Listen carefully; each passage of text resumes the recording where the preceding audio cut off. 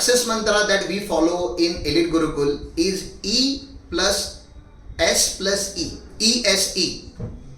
E stands for education. I believe if you really want to be successful, you should follow basic education plus professional education. Now you choose which professional degree you want to pursue, but do at least one professional degree when you have time. Second is S. S stands for skill. You need to have communication skill, you need to have computer skills, and then you need to have technical skill. When I say technical skill, that means you need to know lot about software. If we are talking about CA student, then you should know Winman, Spectre, Tally, all this software that we use in the office, that you should know. And the last E, which completes first two, is ESE, that is another E, that is experience. Last E stands for experience. The knowledge that you gather from the bookish study, you have to learn through software, and then finally you need to deliver.